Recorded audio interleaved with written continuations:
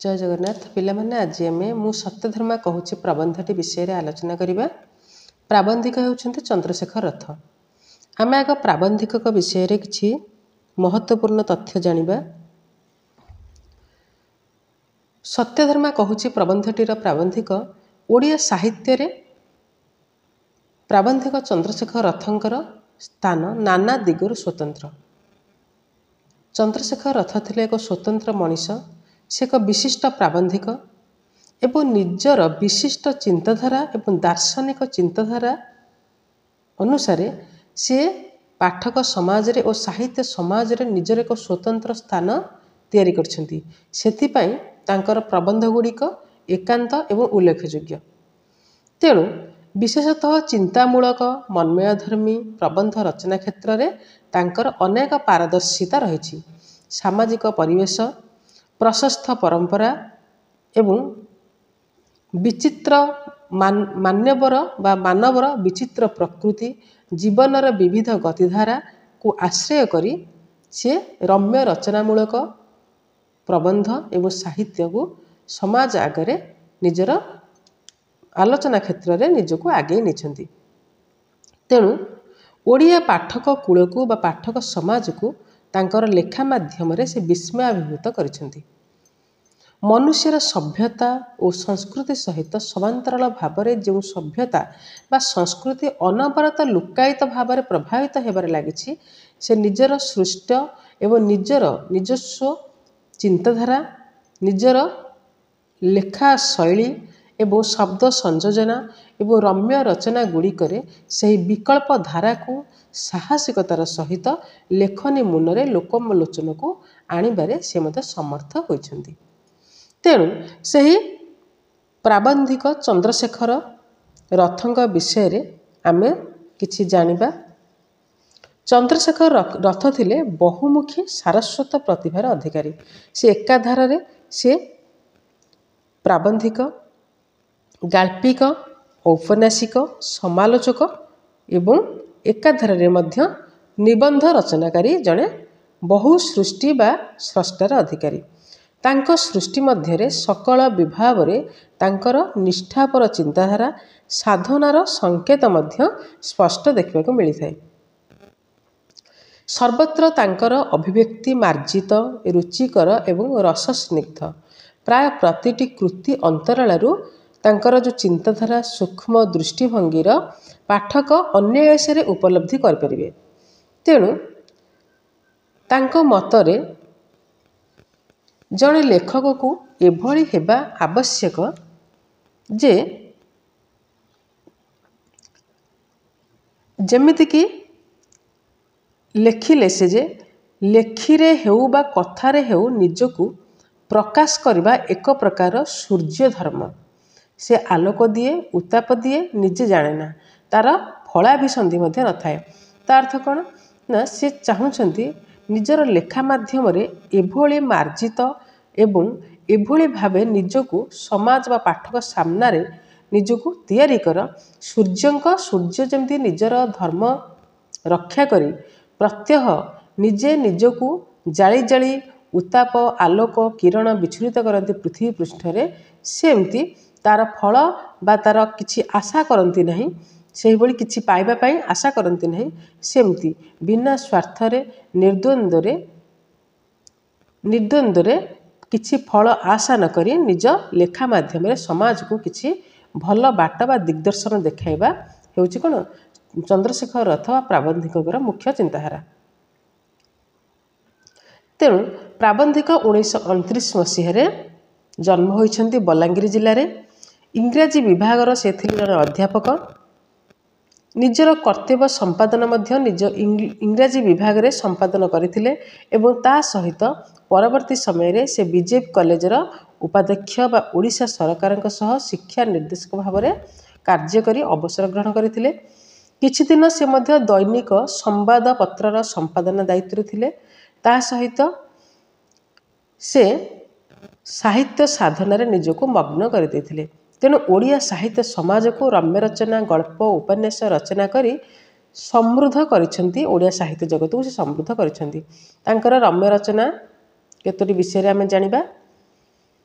दृष्टि और दर्शन अश्रुत स्वर ए जो पृथ्वी मु सत्यधर्मा कहूँ मधुसंधान रथ सप्तक ये हूँ रम्य रचना एवं गल्प गुड़िक मध्य कौन ना सम्राट और अन्य माने अश्वारोही गल्प अनेक बन्या परे अन्य एक सकाळ ता सह क्रमशः गभीर नई एवं सबुठारु दीर्घ राति ये सब हूँ गल्प एवं उपन्यास मध्य से रचना कर उपन्यास मध्य जंत्रारूढ़ ऐश्वर्य उपनिवेश नवजातक ये तीनोटी हूँ चंद्रशेखर रथंकर उपन्यास।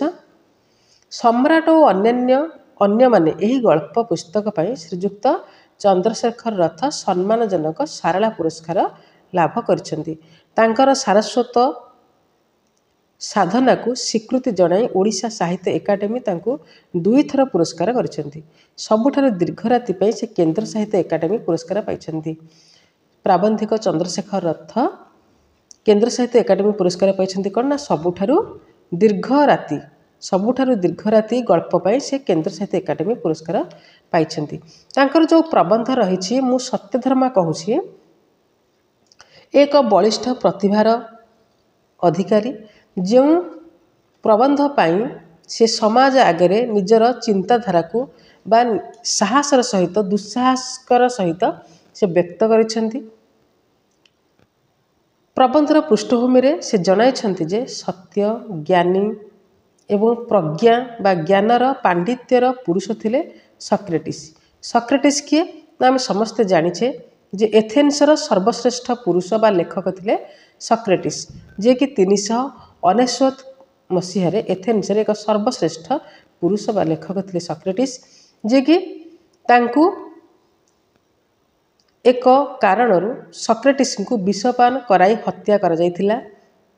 एथेन्सर राजांक द्वारा से निजे विषपान करी निजे हत्या निजको करथिले एवं विवेकहीन शासकर महा अभियोग द्वारा महाप्राज्ञ सक्रेटिसଙ୍କର समस्त सामाजिक एवं बौद्धिक स्वाधीनता को छड़ाई निया जाई तांको बंदी गृह साधारण कैदी परी रखा जायथिला। शेष रे तांको आदेश दिया जायथिला विषपान कराई मारि दिया जे पे आदेश दिया जायथिला एवं विषपान करी मध्य से निजको आत्मत्याग कर देथिले। कारण से एथेन्सर राजांकर जो चिंताधारा एवं लोकमानक प्रति जनसाधारण को जो अत्याचार करुथिले से विषय रे निर्द्वंद्व रे साहसर सहित से तांको लेखनी मनरे समाज सामने एथेन्सवासी पाखरे जणाइथिले जहा द्वारा कि तांको राजांक आदेश रे विषपान कराई हत्या करा जायथिला। तेणु यार सारमर्म कौन ना ग्रीस जड़े विशिष्ट दार्शनिक थे सक्रेटिस से होउछन्ति सत्यधर्मा बा से होउछन्ति सत्यर प्रतीक न्यायर प्रतीक ता सहित सत्य धर्म न्याय नीति और आदर्शर प्रचंड विश्वास रे से निजको बांधि रखिथिले एवं हसी हसी मृत्यु को से वर्ण करनी थिले। तेणु जनसाधारण मध्य ज्ञानर वितरण करी से ग्रीक वासींकर आखि को चक्षु को खोली देइथिले।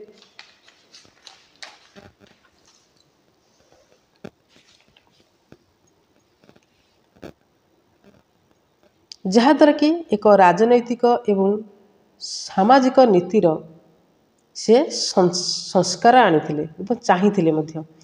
किंतु ग्रीक राजतंत्र बा ग्रीक राजांकर अंधारी शासन एवं अत्याचार बा अन्यायर शासन द्वारा आच्छादित होइथिला ग्रीक सहर। ग्रीक शासक निजर शासन गादी हराइबार आशंकार सक्रेटिस को देशद्रोही कही बंदी कर नैथिले। तांको मृत्युदंड देवा उद्देश्य रे तांको विरोध रे नाना अभियोग एवं फर्द मध्य दाखल करा जायतिला। तांकर विचार शेष रे एभली होइतिला जे शेष रे विचारालय रे आरंभ होइतिला तांको विरोध रे। सक्रेटिस विचार आरंभ हेबा मात्र के विचारपति उद्देश्य रे निजर अमूल्य एवं महा अर्घ्य वक्तव्य प्रदान करथिले। सही बयान थिला तांको चरित्रर बलिष्ठ व्यक्तित्व निज समाज को एवं एथेन्सवासी को साहस देवाई से निर्द्वंद्व निजको समर्पित कर देथिले मृत्यु पाखरे। सत्य और निष्ठार परिचायक थे सक्रेटिस ବିଚାରାଳୟରେ ସେ ତ୍ରିବାର ସତ୍ୟ କରି କହିଛନ୍ତି, ଯାହା କହିବେ ସତ୍ୟ କହିବେ, ନ୍ୟାୟ କହିବେ। ସତ୍ୟ ନ୍ୟାୟ ପାଇଁ ସେ ନିଜ ଜୀବନକୁ ଉତ୍ସର୍ଗୀକୃତ କରାଇ ଦେଇଥିବାରୁ ସେ କେବେ ମିଛ କୁହନ୍ତି ନାହିଁ। ତେଣୁ ନ୍ୟାୟାଳୟର କାଠଗଡ଼ା ଉପରେ ଛିଡ଼ା ହୋଇ ତାଙ୍କ ବିରୋଧରେ ହୋଇଥିବା ଅଭିଯୋଗ ମାନ ସେ ନିର୍ଦ୍ୱନ୍ଦ୍ୱରେ ଶୁଣିଛନ୍ତି। ସରକାରଙ୍କ ତରଫରୁ ତାଙ୍କ ବିରୋଧରେ ଅଭିଯୋଗ ଆଗତ ହୋଇଥିଲା। ସେହି ଅଭିଯୋଗରେ ତାଙ୍କ ରାଷ୍ଟ୍ର ଧର୍ମ ଓ ବିରୋଧାଚରଣ ସ୍ୱରୂପ ଦେଶଦ୍ରୋହୀ ନାସ୍ତିକ ଭାବରେ ତାଙ୍କୁ ମଧ୍ୟ ଅଭିଯୋଗ କରାଯାଇଥିଲା। ତାଙ୍କ ବିରୋଧରେ ଯୁକ୍ତି ଅଣାଯାଇଥିଲା, ଯାହାଦ୍ୱାରା କି ସେ ଅହଙ୍କାରୀ, ଦାମ୍ଭିକ ଏବଂ ସମ୍ମାନାସ୍ପଦ ବ୍ୟକ୍ତିମାନଙ୍କ ପ୍ରତି ତାଙ୍କର ଯେଉଁ ଶ୍ରଦ୍ଧା ନାହିଁ ବୋଲି ତାଙ୍କୁ ଯୁକ୍ତି କରାଯାଇଥିଲା ଏବଂ ତାଙ୍କ ବିରୋଧରେ ଏଭଳି ତଥ୍ୟ ଉପସ୍ଥାପନ କରାଯାଇଥିଲା ଯେ ସେ ସେମାନଙ୍କୁ ସର୍ବସମକ୍ଷରେ ଲାଞ୍ଛିତ କରନ୍ତି ବୋଲି ତାଙ୍କ ବିରୋଧରେ ଅଣାଯାଇଥିଲା ଅଭିଯୋଗ। ତରୁଣମାନଙ୍କୁ କୌଶଳରେ ପ୍ରଭାବିତ କରି ସେ ରାଜାଙ୍କ ବିରୋଧାଚରଣ କରୁଛନ୍ତି ବୋଲି ତାଙ୍କ ବିରୋଧରେ ବିରୋଧ କରାଯାଇଥିଲା ଏବଂ ବିଭ୍ରାନ୍ତିକର ସମସ୍ତ ତଥ୍ୟ ତାଙ୍କ ବିରୋଧରେ ଅଣାଯାଇଥିଲା। ଉଚ୍ଛୃଙ୍ଖଳ କରନ୍ତି ବୋଲି ତାଙ୍କ ବିରୋଧରେ ପୁନର୍ବାର ଅଭିଯୋଗ ହୋଇଥିଲା। ଶେଷରେ ବିଚାରପତିଙ୍କୁ ସତର୍କ କରିଦିଆଯାଇଛି ଯେ ସେ କାଳେ ନିଜର ଗଟୁଳ ଏବଂ ପ୍ରଲବ୍ଧା ଇଚ୍ଛାରେ ତାଙ୍କୁ ବଶୀଭୂତ କରିଦେଇପାରନ୍ତି। ଯେ ଏଭଳି ଗ୍ରୀକର ରାଜାଙ୍କ ଆଗରେ ସକ୍ରେଟିସ୍ଙ୍କ ବିରୋଧରେ ତଥ୍ୟ ପ୍ରଦାନ କରାଯାଇଥିଲା, ଯାହାଦ୍ୱାରା କି ରାଜାଙ୍କୁ ଲାଗିଥିଲା ଯେ ହୁଏତ ତାଙ୍କ ରାଜଗାଦି ତାଙ୍କୁ ମିଳିନପାରେ, ସେ ହରାଇ ବସନ୍ତି। ଶେଷରେ ଅଭିଯୋଗଟି ସବୁଠାରୁ ଆମୋଦଦାୟକ ବୋଲି ସତ୍ୟଧର୍ମା ପ୍ରଥମେ ସେ ଅଭିଯୋଗରେ ସ୍ପଷ୍ଟୀକରଣ ଦେଇଛନ୍ତି। ସେ ସ୍ପଷ୍ଟ ଭାବରେ କହିଛନ୍ତି ଯେ ବାଗ୍ମୀ ହେବାର ଅଭିଳାଷ ନାହିଁ ତାଙ୍କର, କି ତାଙ୍କର ରୁକ୍ଷ ସ୍ୱରରେ ଏପରି ଛନ୍ଦ ନାହିଁ କି କପଟ ନାହିଁ କି ଅବୟବରେ ମନୋରମ ସ୍ନିଗ୍ଧତା ନାହିଁ ଯେଉଁଥିରେ ସେ କି ବିଚାରପତିଙ୍କୁ ବଶୀଭୂତ କରିପାରିବେ। ତେଣୁ କ'ଣ ବା ସେ ପ୍ରୟୋଗ କରି ସେ ବିଚାରପତିଙ୍କୁ ବଶୀଭୂତ କରିବେ ତା ଜାଣନ୍ତି ନାହିଁ। ତେଣୁ ସେ ବିଷୟରେ ସନ୍ଦିହୀନ ନ ହୋଇ ବରଂ ନିଶ୍ଚିନ୍ତ ରହିବା ପାଇଁ ସେ ବିଚାରପତିଙ୍କୁ କହିଛନ୍ତି। କିନ୍ତୁ ବିଚାରପତି ତାଙ୍କ ଉଦାରପଣରେ ସତ୍ୟଧର୍ମାଙ୍କ କଥାକୁ ଶୁଣି ନାହାନ୍ତି, ଶୁଣିବେ ବୋଲି ସେ ଆଶା ପ୍ରକାଶ କରିଛନ୍ତି। ସତ୍ୟଧର୍ମା ବିଚାରାଳୟର ଶାଳୀନତା ବିଷୟରେ ଅଜ୍ଞ, କାରଣ ଏଠାକୁ ଆସିବା ତାଙ୍କ ଜୀବନରେ ଏକମାତ୍ର ପ୍ରଥମ, ସେ କେବେ ଆସିନାହାନ୍ତି। ତେଣୁ ତାଙ୍କର କହିବାରେ କିଛି ତ୍ରୁଟି ଥିଲେ ବିଚାରପତି ତାଙ୍କୁ କ୍ଷମା ଦେବେ ବୋଲି ସେ ମଧ୍ୟ ଅନୁରୋଧ କରିଛନ୍ତି। କିନ୍ତୁ ସତ୍ୟ ଅନୁସନ୍ଧି, ଏଣୁ ବିଚାରାଳୟରେ ସତ୍ୟ ପ୍ରକାଶ ବେଳେ ହୁଏତ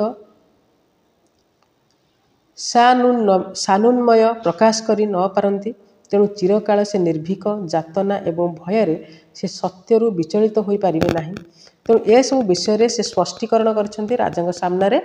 ସକ୍ରେଟିସ୍ ସେ ଅନୁମାନ କରିଛନ୍ତି ଯେ ପ୍ରତିପକ୍ଷ ପାଇଁ କୌଣସି ଆକ୍ରୋଶ ଭାବ ନାହିଁ, ତାଙ୍କୁ ବିରୋଧ କରିବାକୁ ସେ କୌଣସି ବୟାନ ଦେଇନାହାନ୍ତି। ଯେତେ ସବୁ ତାଙ୍କ ବିରୋଧରେ ଆଚରଣ ବା ମିଥ୍ୟା ଆଚରଣ ବା ଅଭିଯୋଗ ସମସ୍ତେ ଆଣିଛନ୍ତି, ସେ ନିଜର ଉଦାରପଣରେ ସ୍ପଷ୍ଟ ବା ଖଣ୍ଡନ କରିବାକୁ ଚେଷ୍ଟା କରିଛନ୍ତି, କିନ୍ତୁ ତାହା ସକ୍ରେଟିସ୍ କରିପାରି ନାହାନ୍ତି। ଫଳରେ ତାଙ୍କୁ କୁଶିକ୍ଷା ଦେବା ତାଙ୍କର ବୃତ୍ତି ନୁହେଁ ବୋଲି ସେ ସକ୍ରେଟିସ୍ ମଧ୍ୟ ସ୍ପଷ୍ଟ ଭାବରେ କହିଛନ୍ତି।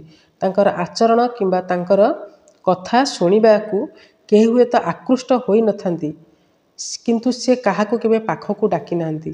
ଯାହା ମଧ୍ୟ ସକ୍ରେଟିସ୍ ନିଜର ସତ୍ୟ, ନ୍ୟାୟ ଏବଂ ନିଜର ଇଚ୍ଛା ବା ବିବେକ ବିଷୟରେ ଯାହା ବି ସେ ସବୁ କହିଛନ୍ତି ରାଜାଙ୍କ ସାମ୍ନାରେ ଏବଂ ରାଜଦରବାରରେ, ସେସବୁକୁ ଗ୍ରହଣ କରାଯାଇ ନାହିଁ।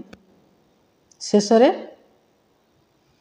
ତାଙ୍କୁ ସ୍ୱତଃ ପ୍ରବୃତ୍ତ ହୋଇ ସେ ଫେରିଛନ୍ତି ଏବଂ ତାଙ୍କୁ ଆଦେଶ ଦିଆଯାଇଛି ଯେ ବିଷପାନ କରାଇ ଆତ୍ମହତ୍ୟା କରିବା ପାଇଁ।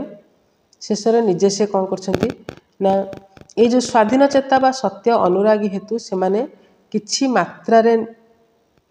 ମାତ୍ରାରେ ନିର୍ଭୀକ, ସେମାନେ ବିଚାରଶୀଳ ବା ସଦାଚାରୀ ବା ଜିଜ୍ଞାସୁ, ଜୀବନର ଗୋଟିଏ ମହତ୍ତର ମୂଲ୍ୟ ଥିବାର ସେମାନେ ଜାଣିଥିବାରୁ ସେମାନଙ୍କର ଚରମ ଲକ୍ଷ୍ୟ ଗ୍ରାସାଚ୍ଛଦନ ନୁହେଁ। ତେଣୁ ସେମାନେ କୁଶିକ୍ଷିତ ନୁହନ୍ତି।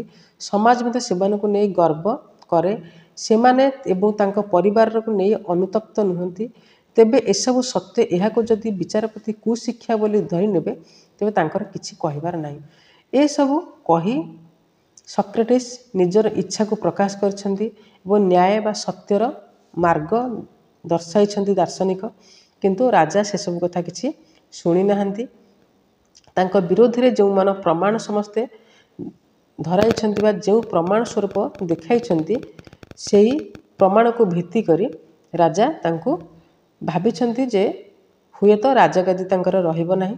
ଭୟରେ ସେ ଦାର୍ଶନିକଙ୍କୁ ଏକ କୁଶିକ୍ଷା ପ୍ରବର୍ତ୍ତାଇବା ଭଳି ବ୍ୟକ୍ତିତ୍ୱ ଭାବରେ ଉପସ୍ଥାପନ କରି ତାଙ୍କୁ ବିଷପାନ କରାଇ ହତ୍ୟା କରାଇବା ଲାଗି ଆଦେଶ ଦେଇଛନ୍ତି। ଶେଷରେ ସକ୍ରେଟିସ୍ ଦାର୍ଶନିକ ନିଜେ ଆତ୍ମହତ୍ୟା କରିଦେଇଛନ୍ତି।